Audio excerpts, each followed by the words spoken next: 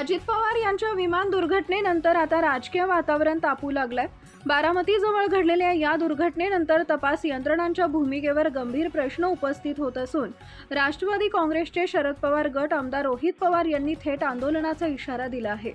28 जानेवारी रोजी मुंबईहून बारामतीकडे येताना उपमुख्यमंत्री अजित पवार यांचं चार्टर विमान लँडिंगपूर्वी कोसळलं होतं। या भीषण अपघातात अजित पवारांसह 5 जणांचा मृत्यू झाला। या घटनेनंतर संपूर्ण महाराष्ट्रात शोककळा पसरली होती। मात्र कालांतरानं या अपघातामागे निष्काळजीपणा किंवा संभाव्य घातपात असण्याची शक्यता व्यक्त होऊ लागली।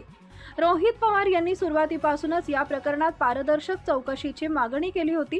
व्हीएसआर कंपनीच्या भूमिकेवर त्यांनी थेट बोट दाखवत इतका गंभीर अपघात होऊनही संबंधितांवर तात्काळ कारवाई का होत नाही असा सवाल उपस्थित केला। आता या प्रकरणाला नवं वळण लागलंय। रोहित पवार आणि आमदार अमोल मिटकरी यांनी स्पष्ट भूमिका घेतली असून नागरी उड्डाण महासंचालनालय म्हणजेच डीजीसीए विरोधात गुन्हा दाखल करण्याची तयारी त्यांनी केली आहे। नियमांचं गंभीर उल्लंघन झाल्याचा संशय असतानाही डीजीसीए कडून ठोस पावलं उचलली जात नसल्याचा आरोप त्यांनी केलाय। मिळालेल्या माहितीनुसार रोहित पवार आणि अमोल मिटकरी बारामती पोलीस ठाण्यात तक्रार दाखल करणार आहेत। संबंधित कंपनीवर तात्काळ कारवाई व्हायला हवी होती, मात्र अद्याप कोणतीही कारवाई करण्यात आली नाही असा त्यांचा दावा आहे। रोहित पवार यांनी थेट अल्टिमेटम देत सांगितलंय की जर डीजीसीए विरोधात एफआयआर नोंदवण्यात आला नाही तर ते बारामती पोलीस ठाण्यात ठिय्या आंदोलन करतील। हा प्रश्न राजकारणाचा नाही तर नागरिकांच्या सुरक्षेचा आहे। विमान वाहतुकीसारख्या संवेदनशील क्षेत्रात जर नियम पायदळी तुडवले जात असतील तर त्याची जबाबदारी कोण घेणार असा सवाल त्यांनी उपस्थित केलाय। या भूमिकेमुळे आता प्रशासनावर दबाव वाढला असून या प्रकरणात नेमकी कोणती कारवाई होते याकडे राज्याचं लक्ष लागलंय। त्यांनी करून आमची केस खोटी आहे या बाहेर खोटा आहे बाहेर अर्ज नाही अर्ज नाही आम्हाला एफआयआर तरी द्या, नाही तर मी खोटा एफआयआर करतो म्हणून माझ्यावर कारवाई करू। सरकारी कामात आत करायला म्हणून करा। चला आपण सीआयडीला भेटू द्या त्यांच्या इन्व्हेस्टिगेशन साहेब 1 महिना झाला एक स्टेटमेंट पोलीस साहेब 1 महिना झाला एक स्टेटमेंट तरी आले सीआयडीचं बरं आम्हाला सांगा सीआयडी बरोबर तुम्हाला माहित नसेल कोणाला बोलवलं सीआयडी नाही। त्याचा रोहित सिंग अमेरिकेत जाऊन आला, तो दिल्लीत येऊन बसला, सीआयडी त्याला अजून नाही बोलवलं। व्हीके सिंग जो मालक आहे त्याला अजूनपर्यंत बोलवलं नाही। त्याच्याबरोबर मेंटेनन्स करणारा महाराष्ट्रात बसणारा जो त्यांचा माणूस आहे त्यालाही अजून बोलवलं नाही।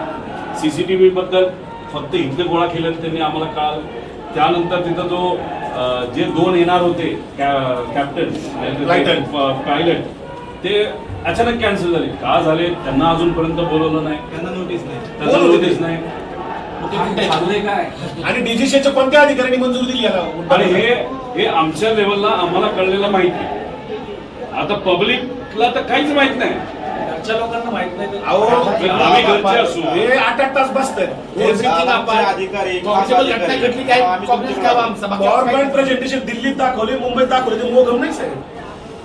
आणि ठीक आहे मी प्रेझेंटेशन केलं, चुका केल्या असं मला काउंटर कोणी केलं?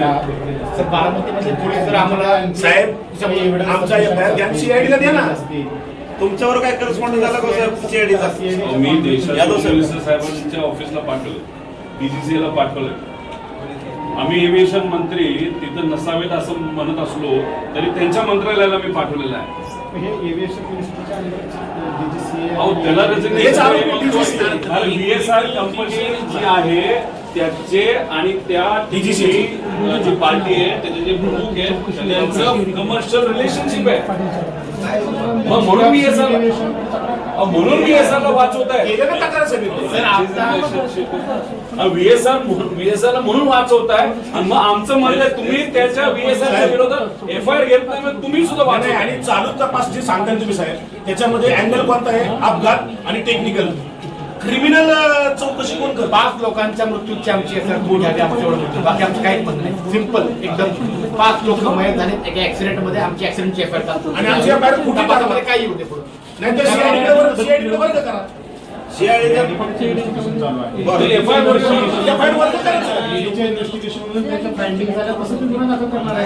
गुन्हा दाखल व्हायचा 1 महिना झाला साहेब, 1 महिना जर झाला. दाखल त्यांनी केलाच नाही तर आम्ही काय करायचं